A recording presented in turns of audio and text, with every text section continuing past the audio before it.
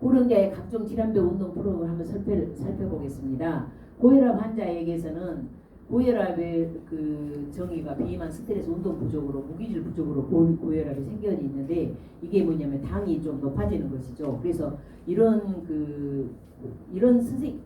어르신들한테는 너무 막 그 강도가 높은 그런 것들을 하면 안 돼. 여기 밑에 이제 운동 프로그램 권장하는 것에 저기 막 해놨는데 설명은 시간은 고혈압을 가지고 요즘에는 약을 드시니까 고혈압 환자도 이제 정상 혈압으로 많이 계시거든요. 거의 보면은 3분의 1 정도는 경로당에 그 고혈압을 가지시고 약을 드시더라고요. 그러니까 그렇게 계신 분들이 있는데 때로는 그 약의 효과가 좀 없을 때도 있으세요. 그래서 혈압이 많이 높아가시면 그런 분들은 살펴보면서 이제 운동을 쉬시도록 해주시는 것이 좋을 것 같습니다. 그래서 일에 한 30분에서 60분 정도로 그래도 그분들이 운동을 안 하면 혈압이 더 높아져요.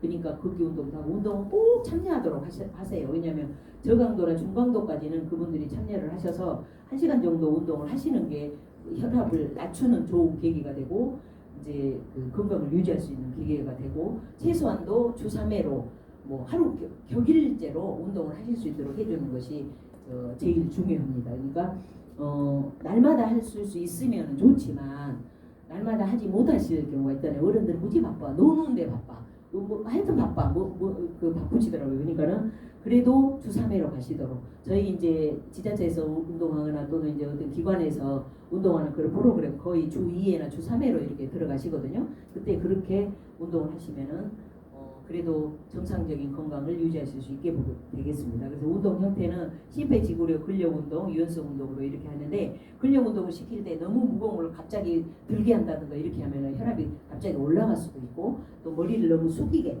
이렇게 머리가 아래로 내려가고 숙이는 운동들은 조금 자제를 해주시면 좋겠어요. 왜냐하면 머리 숙이다가 혈압이 또 올라가면은 그 혈압이 터져서도 안전사고 발생할 수가 있으니까 그런 거 말고 너무 무거운 거 한꺼번에 하는 거, 숨가쁘게 뛰는 거 이런 것들은 자제를 해주시면 좋겠습니다.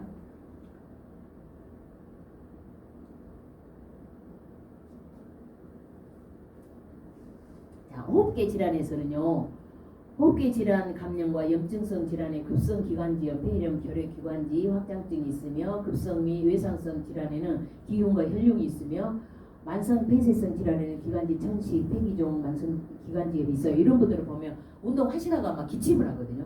그리고 헐떡헐떡하고 막 그렇게 하세요. 그런 게 이런 분들을 잘 조심하셔야 돼요. 그래서 언제나 저강도에서부터 운동을 시작해요. 질환별에 있는 분들은 질환이 있으신 분들은 항상 저강도, 질환이 없으셔도 저강도부터 시작하시는 게 좋겠어요. 그래서 운동 시간은 이제 그 기관지성 그런 질환이 있기 때문에 낮은 강도에서 한 15분 정도 그리고 30분 이상은 너무 많이 하시지 말고 30분 정도 그 정도까지만 짧게 해주시는 것이 좋아요. 왜냐하면 숨이 좀 차거나 호흡하려면 곤란하시면은 또 헥헥거리면서 기침하시고 그렇게 하면 안 되니까요.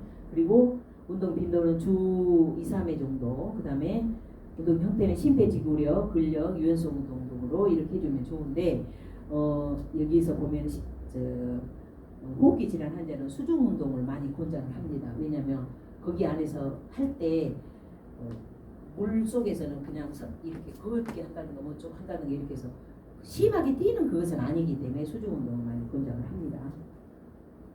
자, 비만 환자 볼게요. 비만에서 보면 비만의 정의는 이렇게 체질량 수가 너무 25 이상으로 체중을 감량하면 건강 상태가 증진될 수 있다는 상태 또는 질병 발생이 유발되기 쉬운 고위험의 수준의 그 체지방을 많이 가지고 있는 사람인데요. 우리가 비만하면 대부분 뚱뚱한 사람인데 우리가 보기에 그냥 보통인 사람들도 그 체력 검사를 하면 비만이라는 소리가 나와요. 그러니까 운동은 꼭 좀 필요한 것 같아요. 그래서 이런 비만 환자들에게는 운동 강도는 최대 산소 섭취량의 40에서 60% 수준이 적당하고 비만에 대해서 저위험군 75%까지는 가능해요. 그러니까 왜냐면 너무 비만인 사람들은 진짜 운동을 할 수가 없어요. 제가 보니까 가끔씩 목욕탕에 보면은 이게 막 이렇게 돼가지고 걷기도 막 힘들어하시는 분들이 있는데 그런 분들은 이제 질병이겠죠.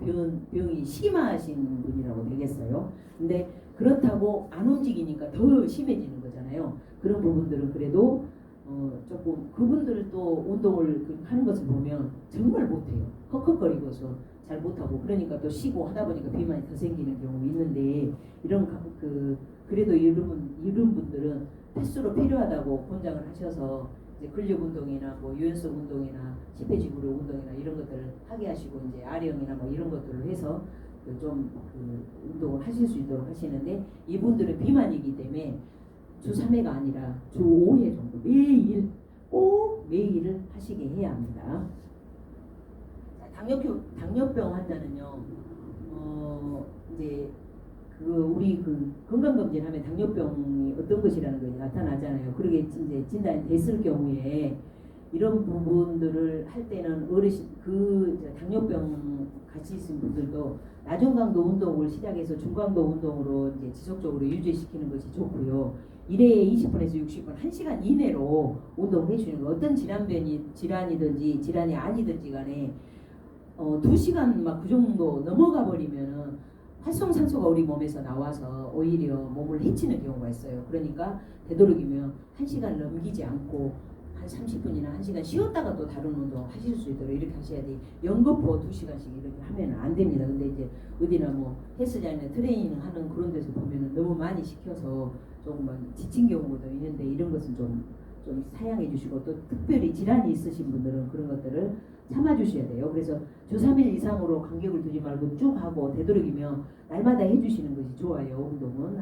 그러고 심폐지구력 근력 운동, 유연성 운동 막 이런 것들로 해주시면 좋겠습니다. 자, 퇴행성 관절염 환자 우리 경로당에 제일 어르신들이 제일 많죠.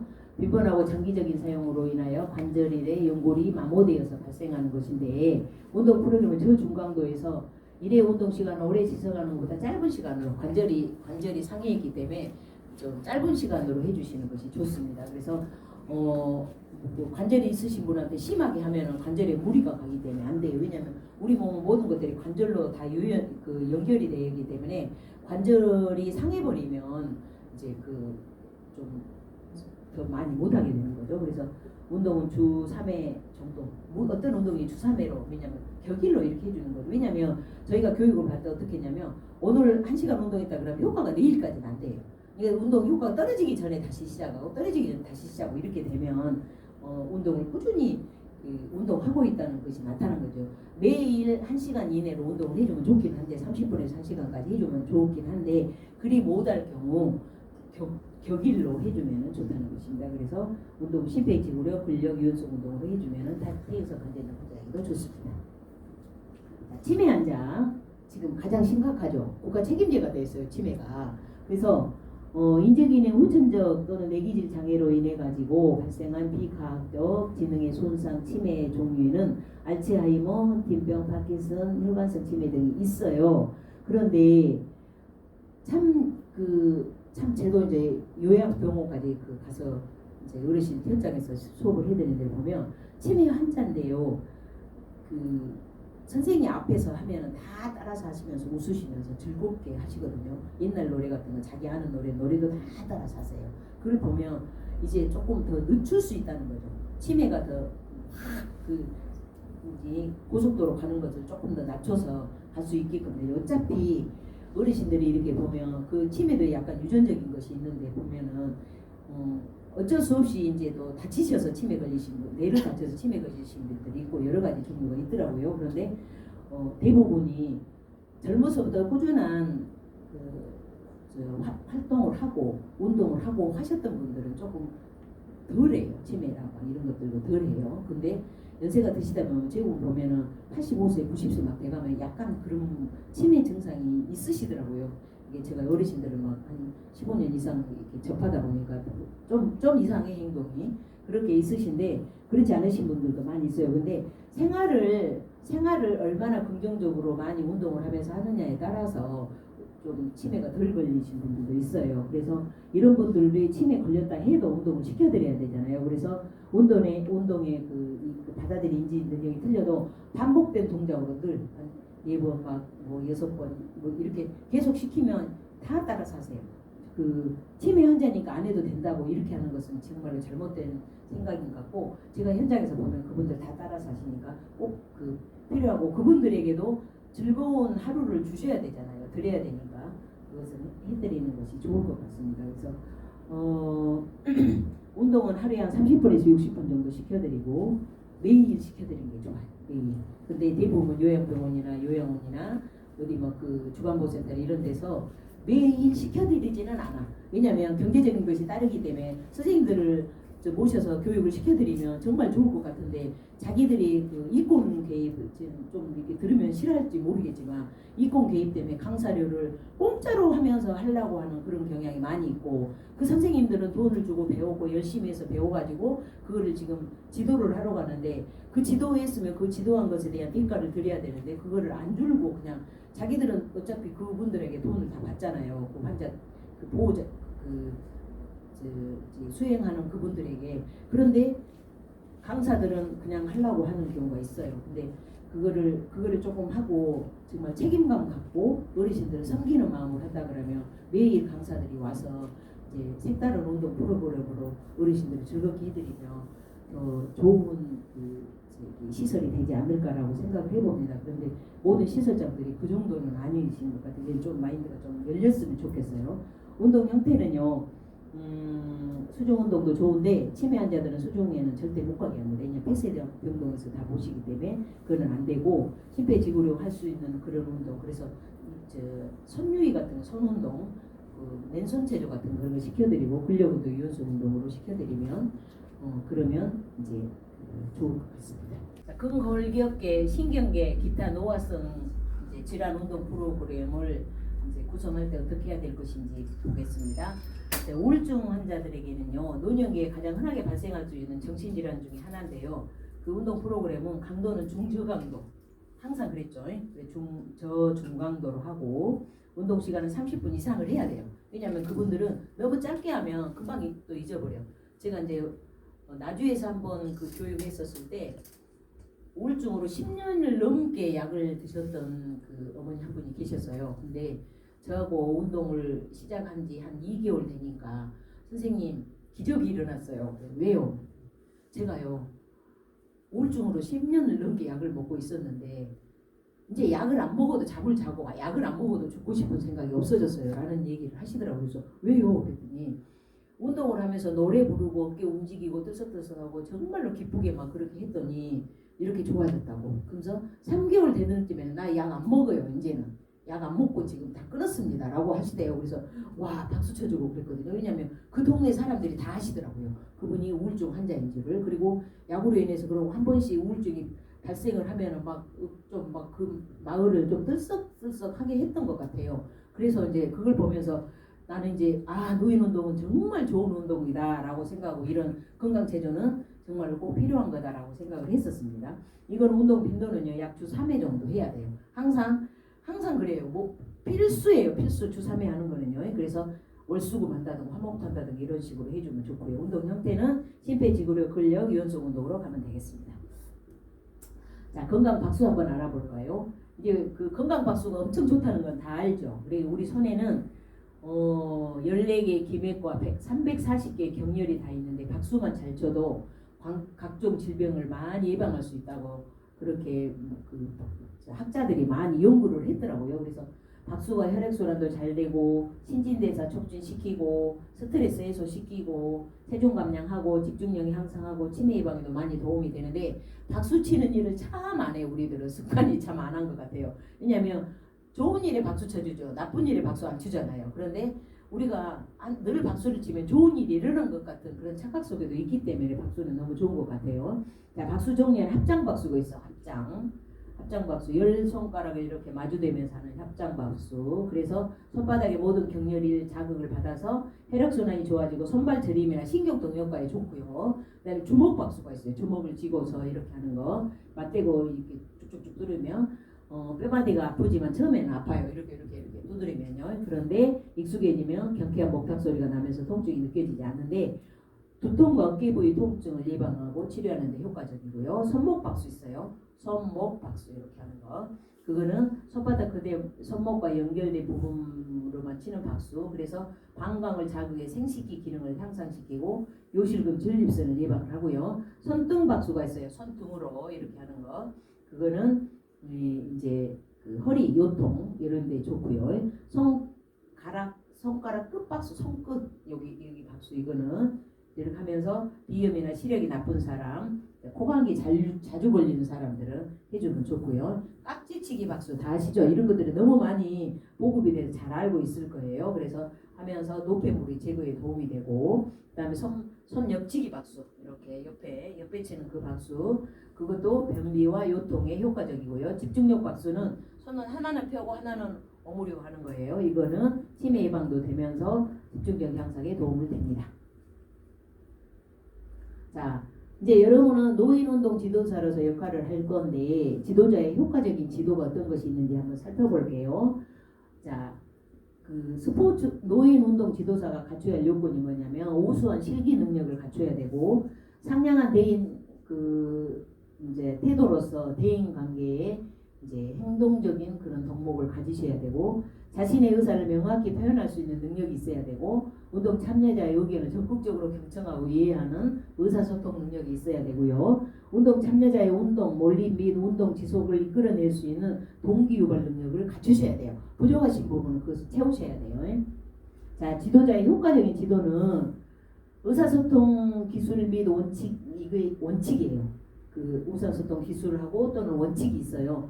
효과적으로 의사소통을 하는 기술에는 언어적 기술, 비언어적 기술, 자기주장 기술이 있는데 주로 사용할 수 있는 것은 아래와 같아요. 지금 보면 일반적으로 흔히 사용하지 않는 단어 사용하지 않기, 전혀 못 알아먹은 용어를 사용하면 헷갈려가지고 집중이 잘 안 되겠죠. 의학 용어나 특수 용어 사용하지 않기, 내가 배웠다고 해서 뭐 아주 고차원적인 용어를 사용하면 어른들이 못 알아먹어. 그냥 우리 전라도면은 전라도 말로 이렇게 해주는 걸 훨씬 구수하고 좋아라고 하시더라고요. 그다음 명확하고 간결하게 말하기, 자주 눈 마주쳐주기. 선생님이 앞에서 지도하시면서 눈 내리까보거나 옆에를 본다, 어디 천장을 쳐다본다 이렇게 되면은 배우시는 그 상대에게 무시하는 것이 되고, 그다음에 집중력이 떨어지게 되고 자신감이 없어 보여요. 그러니까 꼭 눈을 마주치면서 해주시고요. 편안한 거리 유지를 하셔야 돼요. 너무 멀리 있으면 거리감 느껴지니까 또 소통이 잘 안 됩니다. 그 다음에 대상자를 정면에서 쳐다보기. 근데 대상자가 앞에 있는데 나는 저쪽을 보고 말하고 한다든가 저쪽을 보고 동작을 하면 그분들이 따라 하실 때 저 선생님은 뭐야? 이렇게 이제 얘기를 하겠죠. 그러니까 항상 대상자를 딱 쳐다보면서 다르게 지도를 해주고 그분들이 잘 못하시면 다른 동작을 설명을 해주는 거 중요합니다. 눈높이 맞추기. 자, 지도자의 효과적인 지도가 있어요. 의사소통에는 5가지 신체적 동작이 있습니다. 참여자의 정면에 서기, 그 다음에 개방적인 수용적인 자세를 취해야 돼요. 딱 폐쇄적인 자세를 해가지고 나는 선생이여 이러고도 목에 딱 힘주면은 가까이 접근을 못하겠죠. 그래가지고 그 이제 선생에 대해서 신뢰도나 또는 그 따라하는 그런 부분에서 아주 소극적으로 됩니다. 그러니까 그렇게 하시면 안 되고요. 참여자를 향해서 몸을 약간 기울이기, 딱 이렇게 하고 있으면 건방져 보이잖아요. 약간 기울이면서 가까이 접근하고 다가가는 것 같은 동작. 그 다음에 적절하게 눈 맞춤하기, 편안한 태도로 유지하기. 너무 경직된 태도나 왜냐 초보가 그런 경직된 태도가 많아요. 이제 아마추어들이, 프로들은 대부분 자연스럽게 다 막 하거든요. 근데 초보들은 보면서 이러고 자기가 긴장해가지고 해요. 그러면 그 보시는 분들이 그냥 사살해, 편안하게 해. 근데 본게 초보 같구만 이렇게도 말씀하시는 분들이 있다 하더라고요. 그러니까는 편안한 태도로 그냥 유지하시는 거 좋아요. 왜냐? 선생님들만 알고 있지 어르신들은 배우시는 분들이기 때문에 선생님이 뭘 가르치지 모르니까 선생님만 알고 있는 것이기 때문에 선생님만 알고 있는 거 자신 있게 하는 것이 좋잖아요. 그렇죠? 자, 운동 지도자를 위한 운동 학습 원리가 있어요. 첫째 시범을 보입니다. 이렇게 하십시오. 이런 동작입니다. 라고 시범을 보이셔야 되고, 언어적인 지도를 해 설명을, 이것은 어디에 50견 예방 체조입니다. 뭐지 허리 운동입니다. 어떻게 이렇게 그 언어적인 지도를 하고 동작을 하시고요. 그 다음에 또 언어적으로 암시를 하셔야 돼요. 이렇게 또 때로는 비언어적인 암시가 있을 수도 있어요. 그런 것들 하시고, 그다음에 잘 안 되는 부분은 보강 피드백을 하시고, 그다음에 연습 환경의 구축. 왜냐하면 환경이 좀 좋지 않거나 바닥이 너무 딱딱하면 요가 매트 같은 것을 준비해서 할 수 있도록 한다든가, 너무 좁으면은 좀 좁은 공간들을 어떻게 뭐 좀 이렇게 대책을 세워서 다른 방향으로 한다든가 이런 것들을 해주시는 것이 좋을 것 같아요. 자, 응급처치는 반드시 알고 계셔야 되기 때문에 제가 이것도 해놨어요. 왜냐하면 응급 상황이 운동을 하다 보면 상황이 벌어져요. 재작년에 같은 경우에 국민건강보험공단 강사가 요가 운동하는 강습 장소에서 고관절이 탈골돼 버리는 그런 거 있었어요. 왜냐하면 요가 동작에서 막 늘리다가, 그래서 입원을 해가지고 한 300만 원의 병원비가 나왔다는 그런 소리를 들었거든요. 그러니까 그런 것들이 1년에 한두 번씩 꼭 일어나니까 그런 응급처치 할 때는 어떻게 할 것인지, 그 다음에 느닷없이 하다가 또 무슨 뭐 비상사태가 발생할 수 있을 거잖아요. 그러니까 그런 것들을 잘 하실 수 있도록 하시면 좋을 것 같습니다. 일반적 응급처치법이 있어요. 1단계는 응급 상황을 인식을 하시고, 응급 상태네. 그 다음에 도움을 청할 것인지 안 해도 내가 충분히 할 수 있을 것인지, 이제 이런 걸 보시죠. 예를 들자면 간단한 예로 쥐가 났어.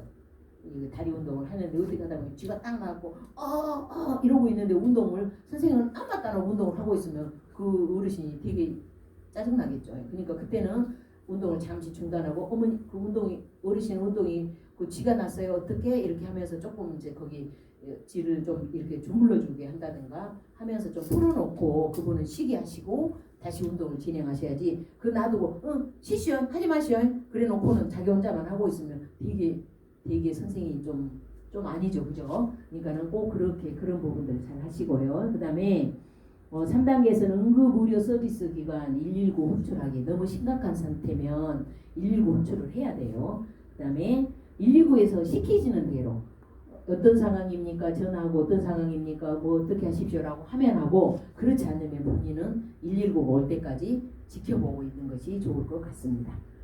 자, 그 다음에 운동 검사나 운동 참가 전에 의사의 동의서가 필요한 경우가 있어요. 어떤 어르신은 심장 수술을 했어. 그러면 의사가 뭘 하지 마시오라고 했는데 괜찮아요, 해도 돼요, 이렇게 강사가 임의대로 해버리면 안 되죠. 그래서 동의서가 필요한 경우에 운동을 꼭 그분이 운동을 하고 싶다 하면은 가슴 통증이나 불편하신 분이나 휴식이나 또는 가벼운 운동 그런 게 소비 가빠진 이런 것들이 있을 경우에는 의사 동의서를 가지고 와서 운동을 참가하시도록 해야 돼요. 운동 어떤 분이, 제가 운동하는 가운데 어떤 분이 심장 수술을 했어요. 그랬는데 하시다가 좀 어쩐다고 그러시더라고요. 그래서 왜요? 그랬더니 심장 수술을 했는데 본인이 조금 하려고 하니까 힘들다 그래서 그럼 하시지 말고 한쪽에 가서 쉬세요라고 했거든요. 근데 그런 경우에는 의사 동의서를 가지고 와서 운동해도 됩니다, 이런 운동을 해도 됩니다라는 그런 것이 있어야 되는데, 없을 경우에는 강사가 그걸 이제 무책임하게 했기 때문에 또는 책임을 지어줄 수가 있으니까 그런 것들을 잘 보셔야 돼요. 그다음 현기증이나 기절이 있을 때 발목이 부어오른다든가 빠르게 불규칙적인 심장 박동이라든가 아랫다리 통증이라든가 심장의 잡음이라든가 이런 것들이 있을 때 의사 동의가 필요합니다. 그러니까 그런 분들은 운동하고 싶다, 꼭 하고 싶다 하면 의사 동의서 가져오라고 하세요. 자, 운동에 대한 잘못된 생각 및 고정관념이 있어요. 딱 보면은 운동하기 위해서는 아이고 이제 어르신 운동하시게, 그럼 어메 내가 다리도 아프고 무릎도 아프고 죽겠는데 뭔 건강해, 운동은 건강한 사람이라고 잘 걸어다니는 사람이나 해, 이렇게 말하시는 경우가 있어요. 이거는 잘못된 생각이다. 그러실수록 한다. 왜냐하면 제가 그랬거든요. 저 어르신 무릎 수술, 관절 수술 했는데 의사가 가만히 앉아있으라 했죠. 움직이지 말고. 아니 그건 아니야, 조금씩 운동하라겠어, 걸으라겠어. 거봐요, 그것이 운동이라니까요. 그렇게 해야만이 더 나빠지지 않아요 라고 이제 그게 제가 설득을 합니다. 그러면 다 따라서 하시더라고요. 그 다음에 운동을 시작하기에 너무 아이고 다 늙었는데 뭔 운동을 해, 이렇게 말하신 분이 있어요. 뭐 늙었으면 밥도 안 잡수시나요? 나는 이렇게 말해요. 늙어서 숨도 안 쉬시나요? 그러면 이제 올바로 밥 잡수고 올바로 건강히 하시려면 이제 운동을 하셔야만이 건강하게 사실 수가 있어요. 오래 살라는 말이 아니라 건강하게 사셔야죠 라고 하면은 또 이제 늙어도 다 하겠다고 또 하시더라고요. 그 다음에 특별한 복장과 장비가 필요하다. 아이고 운동복도 없고 이렇게 어쩌고 저쩌고 얘기하시고 뭐 운동화도 없고 그런다고 하지 않아요. 대부분 노인운동 경로당에서 많이 해요. 그럴 경우에는 두툼한 양말이나 그다음에 편안한 복장으로 입으시면 됩니다라고 말씀드리면 되겠고, 고통이 없으면 효과가 없다. 즉 운동은 막 에어로비나 멋이 막 이거 아래 뭐 엽기 같이 막 이렇게 그렇게 큰 그런 것이나 운동이 되지 뭐 우리 뭐 손으로 하는 거 운동이 되겠어? 그러면서 그 말씀하시는 분이 있어요. 그러면 그럼 저 따라서 오늘 1시간만 해보세요. 그러면 효과가 있는가 없는가 한번 보게. 그러면은 그래 보지 이제 이래가지고 이제 따라서 했어. 그랬는데 숨도 조금 차고 땀도 나고 힘들기도 하고 그러거든요. 그러니까 운동을 한 것 같아요, 안 한 것 같아요. 한 것 같으네. 이제 다음부터 할게. 이렇게 얘기하시는 어르신들도 있었어요. 그러니까 고통이 없어도 이게 뭐 그 심한 고통이 아니에요. 그게 너무 고강도가 아니어도, 즉 말하자면 저강도, 중강도여도 충분한 운동이 될 수 있다라고 설명을 선생님들이 하셔야 되겠고, 그것을 그 고정관념을 깨트려 주셔야 돼요.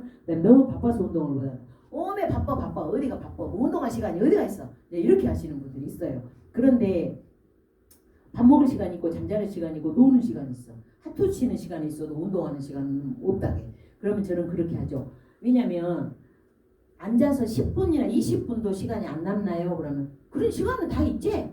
그럼 이제 이렇게 하세요. 그러면 그러니까 그런 시간에 운동을 하시고, 그 다음에 정말로 건강하게 사시고 싶으면 운동 시간을 절대 빠뜨리지 마세요. 그래야지만 건강하게 사실 수 있어요. 그러니까 요즘에는 TV나 라디오나 뭐 그 지자체 움직임 프로그램을 너무 어르신들에게 많이 제공을 하기 때문에 운동이 좋다는 것을 다 알아. 그래서 요즘에 지금 코로나 때문에 지금 못 하잖아요. 그러니까는 언제 올 거냐고 아주 우울증 걸려 죽고 오천지가 아파 죽겠다고 이렇게 지금 얘기를 하세요. 그러니까 빨리 코로나가 거쳐서 어르신들에게 활발하게 운동을 시켜드릴 수 있으면 좋을 것 같은데, 지금 이제 이거는 뭐 정부에서도 대책을 마련하고 여기 복지관도 준비를 하고 있는 것 같아요. 그러나 이제 찾아가는 그것이 조금 경로당 문이 열려야 되는 상황이라서 조금 안 되겠지만, 그래도 어르신들이 지금은 찾고 있어요. 막 운동을 하고 싶다고 빨리 와달라고 막 그렇게 하고 있습니다. 그러니까 운동 싫다는 얘기는 안 해요 지금은요.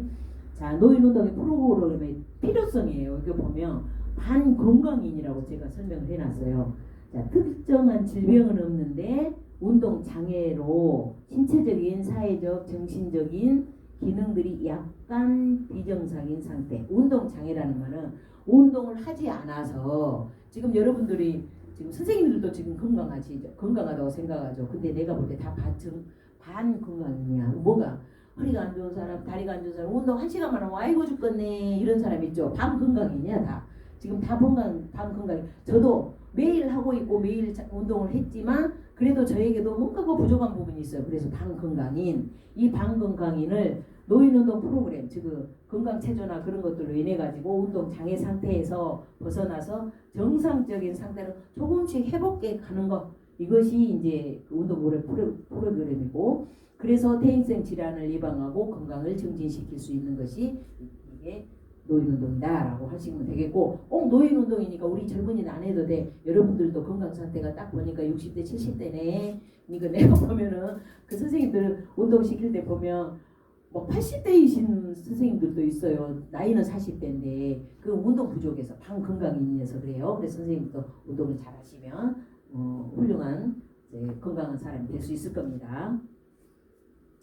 자, 운동 장애란 모든 움직임이 건강인과 다른 상태, 즉 말하자면 그 손은 이제 지금 뭐 사물을 너무 많이 보시는 분들, 어깨 이런 데가 막 50견이 오시는 경우 있고 너무 앉아 있어서 허리가 안 좋으신 분들이 있어요. 그래서 모든 움직임이 활발하게 할 수 없는 상태, 이것을 운동 장애라고 그래요. 자, 사회적 장애는 어떤 것이냐면 공황장애, 인격장애, 능력장애 원인이 되어서 사회 적응이 어려운 상태. 정신적 장애는 경제적, 심리적, 지능적, 유전적 스트레스 등으로 있는 상태. 신체적 장애는 외부 신체 기능 장애, 자각 증상에 의한 근육 장애. 그 다음에 우리가 알고 있는 거는 뭐냐면 대부분의 신체적 장애를 장애라고만 말해요. 근데 장애에는 정신적 장애나 사회적 장애도 있어요. 왜냐면 우리가 뭐 정신 어디 보면 내가 심리 상담 전문가 교육을 이제 명지대학교에서 교육 받을 때 그 하셨던 교수님이 하시는 말씀이 뭐냐면, 우리는 다 그 뭐지 정신 질환을 갖고 있다라고 하시더라고요. 이게 다 의아해서 왜요? 자폐 증상이 다 있다.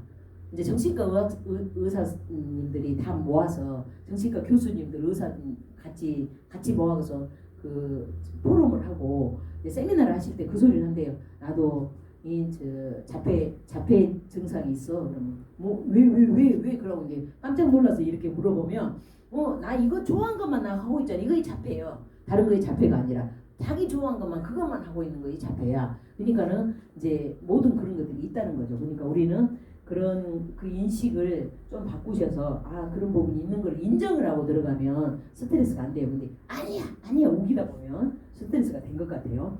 자, 그다음에 지체장애, 내변병장애, 시각장애, 청각장애, 언어장애, 즉 신체의 어떤 부분의 외적 모양이 정상인가 다른 거 이런 것들이 신체적 장애에서 나타나는 경우가 많이 있는데 운동장애는 운동을 안 해서 일어나는 움직임을 그냥 소홀히 해서 일어나는 것이 운동장애입니다. 자, 그다음에 운동은 어떤 것이냐면 즐거운 마음으로 목적에 맞게 신체를 움직이는 활동, 단순한 신체 움직임 이상의 의미.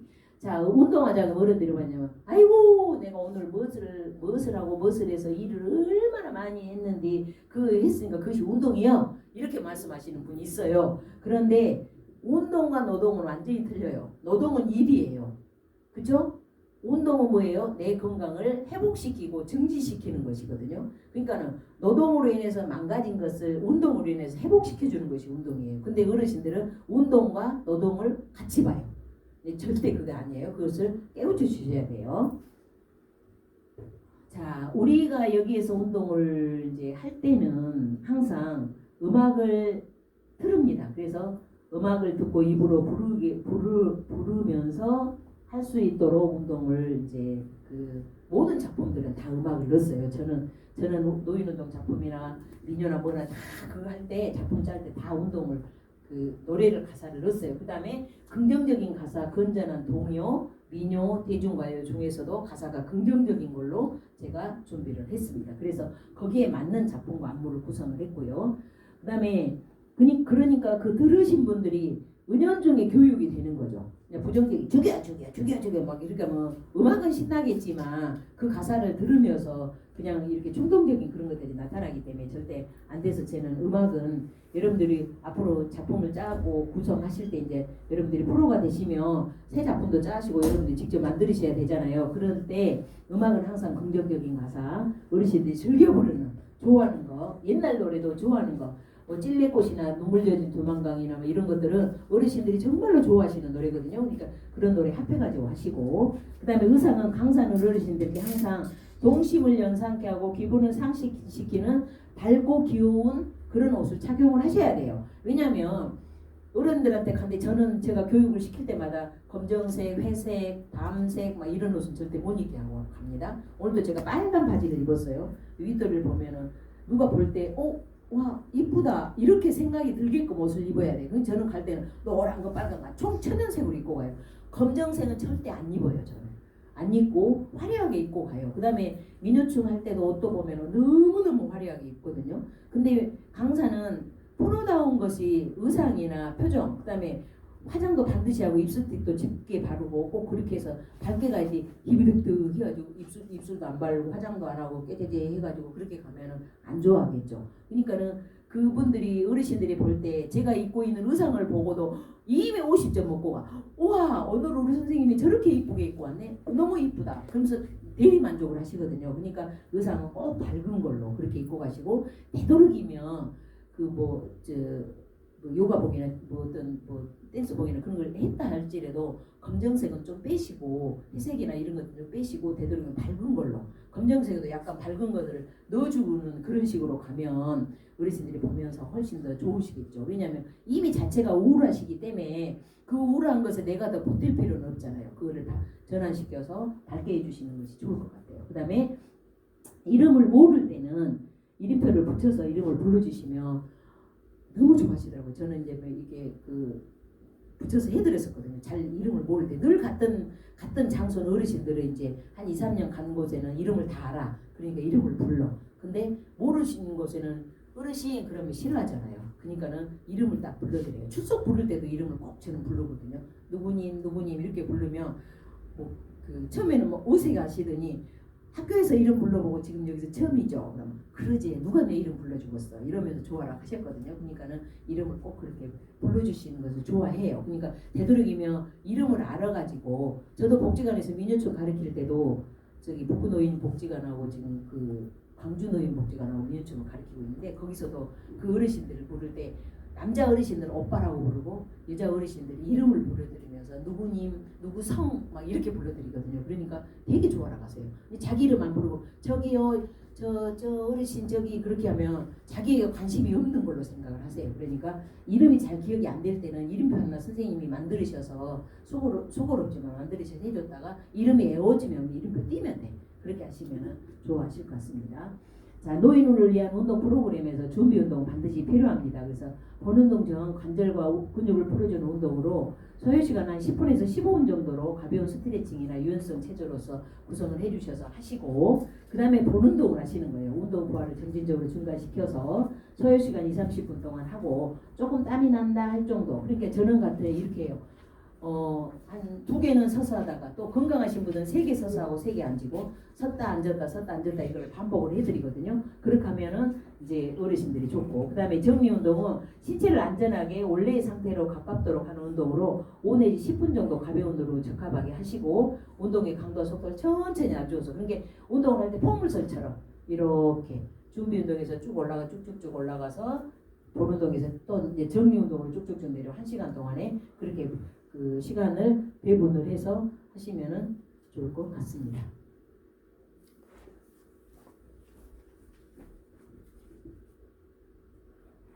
자, 여러분은 리더예요. 이제 지도자로서 리더십 기술이 필요한데, 자, 리더십 기술에서는 절대 시간을 늦게 가지 마세요. 어떤 선생님들은 저는 갈 때마다 참 그 가는 곳마다 경로당이나 복지관이나 다 가는 곳마다 우리 선생은 지각한 적이 없어라는 소리를 들어요. 왜냐하면 어르신들이 선생님이 5분 늦게 가잖아요. 그분들이 10분 늦게 옵니다. 절대 안 되거든요. 그러니까 저는 갈 때 어떻게 하냐면 보통 15분, 20분 전에 가요. 가서 미리서 기다리고 앉아있어요. 그러면 처음에 저 같은 장소에서 다 늦게 오셨던 분들이 그 뒤에는 지각하신 분이 한 분도 없어요. 그래서 뭐 지각하지 마시오 할 필요 없어. 선생님이 실천하시면 돼. 선생님이 그리고 보통 모대도 최소한 10분 전에 도착하셔야 돼요. 그래서 그 수업할 준비를 하셔야 되고요. 그 다음에 해야 될 운동을 소개를 하셔야 돼요. 이번에 운동 50개 운동입니다. 다리 운동입니다. 관절 운동입니다. 발목 운동입니다. 이걸 설명을 하셔야 돼요. 그 다음에 운동의 목적을 설명해요. 이거는 예방에 좋습니다. 모대에 좋습니다. 이렇게 설명을 하셔야 되고요. 고객들의 신체 인식을 발달시키도록 이제 도움을 주셔야 되는데 신체 인식은 뭐냐면 위치, 선정 또는 배치, 조정과 그 형태 조성, 그 다음에 호흡 방식, 동작의 질을 통해서 운동을 바르게 수행하는 운동 감각 이런 것만 말하자면 동작 설명을 정확하게 하라는 거예요. 자, 숨 들이쉬시고 내쉬고 고개를 오른쪽 하시고 왼쪽 하시고 이렇게 설명을 해드리면서 해야지 선생님만 혼자 저보고 따라하세요. 이렇게 이거는 이제 한 달 뒤에 같은 장소를 반복했다면 그렇게 하셔도 돼요. 근데 처음에 가서는 그 설명을 정확하게 해드려야 되겠죠. 그래야만이 그분들이 나중에 이제 보고서 그냥 따라하실 때 쉽게 하실 수가 있는 거예요. 자, 그 다음에 참가자 중심의 선택을 해요. 제가 언젠가 한번 그랬어요. 어떤 경로당에 작년에 어떤 선생님이 했어요. 근데 제가 이제 그 다음 해에 들어갔어요. 근데 작년에 어떤 거 배웠어요. 이렇게. 몰라. 지 혼자 좋게 재밌게 혼자 놀다 갔어. 그렇게 얘기를 하더라고요. 그래서 뭐 했는데요? 몰라. 혼자 서서 댄스하고 갔는데 우리는 할 수 없으니까 구경이나 했네. 이래요. 그래갖고 이제 제가 갔어요. 그 어르신들에게 맞는 운동을 했죠. 그랬더니 그래 이렇게 해야지 어디 지 혼자 놀다가 저 혼자 잘 놀다 가더만 이렇게 하시더라고요. 그러니까 절대 선생님 좋아하는 거 하지 말고 그분들이 좋아하시는 어르신들이 좋아하시는 것이 뭔지 참가자 중심에 접근을 해서 운동을 선택을 하시고 단어 선택 중시하세요. 저 선생님이 말 안 해도 다 알죠. 내가 선생님들. 그런데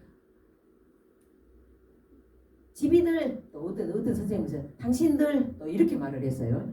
그래가지고 내가 선생님이니까 내 말 잘 들으시죠. 권위의식을 가지고 막 이렇게 좀 했던가 봐요. 그래서 나는 이 선생님하고 그 할 수 없어. 그럼 그냥 떠났어요. 그 선생 못했어요. 또 한 번은 특강 강사가 왔어요. 그랬는데 해를 땅땅한 거예요. 할머니 뻘그 어르신들한테 해를 땅땅 알았지? 그래야 돼. 막 하면서 하니까는 그분이 그 회장님이 저한테 오셔가지고 저거는 뭐하는 강사인데 저렇게 싸가지 없이 말하냐고 그러더라고요. 그래서 왜요? 해를 땅땅한다고 할머니 뻘들한테. 그래서 저 선생 다시는 못 오게 하시오. 그래서 그거 잘렸어요. 그 특강 강사에서. 절대 아니에요. 왜냐면 내가 공손하게 그 어르신들에게 대한다고 해서 내가 낮아지는 게 아니거든요. 그분들을 올려드리고 그래도 그분들이 내가 선생인 줄 아니까 선생으로서 대접을 받습니다. 그러니까 항상 단어를 신중하게 선택해서 그러시죠? 그럼 해라 땡땡하지 말고 그냥 알았지? 막 이렇게 우리 전라도 말은 이걸 많이 사용하죠. 그렇게 하시지 말고 이제 그 단어를 좀 신중히 선택해서 하시면 좋겠고 되도록이면 권위의식 갖지 마세요. 사교적인 분위기를 조성해야 선생님이 수업하기 쉬워요. 그 다음에 긍정적인 확언을 해주세요. 왜냐? 어메 그래갖고 쓰겄어. 어찌게 그렇게 한다요? 이렇게 얘기하면 안 돼. 예, 할 수 있어요. 이제 자꾸 하면 좋아져요. 안 되면 10번 하면 되지 뭐. 하다고 늘 이렇게 해주시면 돼. 그러면 지가 10번 하면 안 되겠어? 10번 안 되면 또 하면 되지 뭐. 그러다 보면 지가 되겠지? 이렇게 얘기를 해주시면 희망을 갖고 하시죠. 근데 어메 안 되겠어. 그만하시오. 못하겠어 어르신은. 이렇게 말해버리면 포기하고 뒤에 가서 얼마나 헐뜯는지 몰라요. 근데 조심하셔야 돼요. 아셨죠? 그리고 분명히 할 수 있다는 걸 심어줘야 돼. 긍정적으로. 됩니다. 가능합니다. 하면 됩니다라고 해주시고 교정을 위한 피드백을 신경 써서 해줘야 돼요. 지금 그러셨죠? 내가 이제 작년에도 그 조선대학교 평생교육원에서 했는데 이제 여기 우리가 앞으로 배를 찔레꽃에서 이제 고관절 움직임 운동 시키는 것이 있어요. 그런데 허리가 아프신 분이었어요. 그게 40대 초반이었어요. 그랬는데 안 돼. 허리 이것이 구부리는 거 무릎 구부리는 거 안 돼. 그래서 자기는 포기하겠다 하더라고요. 해봐. 내가 오늘부터 날마다 그 운동을 매일 해봐. 그랬는데 나중에 우리 그 평생교육원은 15주 과정이잖아요. 한 10주 지나니까 본인이 영상을 찍어 되죠? 교수님 되죠? 그러면 그래 되네 된다 하니까 됐잖아. 그러니까는 얼마나 그 본인이 만족감을 느끼면서 하더라고요. 그러니까는 항상 거기에 대해서 그 각자의 조금 더 소홀이 잘 안 되는 부분에 대해서는 피드백을 해주시는 것이 정말 좋은 것 같아요. 그 다음에 꼭 긍정적으로 될 수 있다는 가능성을 꼭 심어주면서 해주는 것이 너무 중요합니다. 자, 여기에 민들레가 한 것이 있는데 여기 뭡니까? 시멘트 그 사이 속에서 이게 딱 폈어요. 그쵸? 피었는데 여러분 저걸 보면서 뭘 느끼십니까? 저는 보면서 살고자 하는 생명력이 있으면 저렇게 살 수 있는 것이구나를 느꼈어요. 그래서 저 민들레 그 것이 꽃이 펴서 저렇게 대했을 때 우리는 보고 대단하다 이렇게 말할 수 있죠. 그죠? 말을 흔히 그렇게 하죠. 다 보면 너 여기서 살아났어? 이렇게 말을 하는 거잖아요. 지금 제가 이걸 확대를 시켜서 그랬지. 아주 좁은 틈에서 이렇게 나오고 있거든요. 근데 비는 계속 오고 있습니다. 이거 뭐냐? 수분이 공급된다는 거죠. 그러니까 민들레 그 씨앗이 하나 떨어졌었어도 피어났어요. 저는 여러분들에게 이렇게 말하고 싶어요. 민들레가 살 수 있도록 단비가 오고 있다. 늘 비가 오고 있다. 즉 여러분에게도 언제나 길은 열려 있고 다만 내가 그 길을 몰라서 못 갔습니다. 그런데 이렇게 민들레에게 비가 와서 민들레가 생명을 살아서 이제 꽃을 피울 수 있었던 것처럼 이제 여러분들에게도 돕는 자들이 늘 곁에 있어요. 지금 더불어락에서 인생 이모작 프로그램을 통해서 이제 여러분들에게 이런 강사를 할 수 있는 기회를 제공해 드렸잖아요. 그런 건 돕는 자가 곁에 있다는 거예요. 그 다음에 저도 제가 지금 뭐 10년이 넘게 한 12년 정도 강사를 양성을 하고 제공을 하면서 늘 이제 이렇게 피드백을 해주고 일자리를 날선을 해주고 정보를 주고 막 하는데 그런데 보면 돕는 자가 내가 옆에 있잖아요. 나도 누군가의 도움을 받아서 이렇게 왔듯이 여러분에게도 누군가의 돕는 자가 늘 곁에 있다는 거죠. 이렇게 민들에게 단비가 내려서 살아난 것처럼. 그래서 여러분에게 늘 돕는 자가 있고 누군가가 여러분들이 열어놓고 그 길을 가고자 한다면 길은 반드시 열리리라고 봅니다. 그러니까 여러분들이 잘 준비를 하셔서 훌륭한 강사가 됐으면 좋겠습니다. 그 다음에 한 가지 여러분들이 오늘 이렇게 이론 공부 다 마치는 것에 대해서는 시험이 있습니다. 시험이 있으니까 소홀히 하시지 말고 교재를 복지관에 준비가 되어 있으니까 준비하셔서 시험을 봅니다. 이론 시험 70점, 실기 시험 70점 이상이 돼야지만이 합격이 돼서 자격증을 받을 수가 있는 기회가 되니까 그 시험을 준비하시고, 이론 시험에는 두 가지가 있어요. 강의 계획서 작성하는 거, 그거 제가 교육을 시켜드릴 거예요. 왜냐하면 여러분들이 강사로 나가실 때 강의 계획서 제출하세요 그러면 발동동동동 구르면서 그냥 내 머리 싸움에 그어봤자 그 경쟁자 많은 곳에서 어떻게 뚫고 나갑니까? 그러니까 강의 계획서 100%로 완벽하게 할 수 있도록 제가 피드백을 해드릴 거고, 교육을 시킨 다음에 여러분들이 써오도록 할 거예요. 그러니까 그것도 있고 이론 시험이 있습니다. 그러니까 이론 여기 공부 철저히 하시고요. 그다음에 여러분들이 지금 이론으로 공부를 하셨는데 이것을 상식적으로 알고 계셔야 어르신들에게 접근할 때 아주 도움이 많이 됩니다. 그러니까 꼭 이거를 잘 준비하셔서 여러분들이 훌륭한 강사로서 됐으면 좋겠습니다. 마지막 있었는데 사랑합니다. 사랑합니다 여러분. 최경이었습니다. 감사합니다.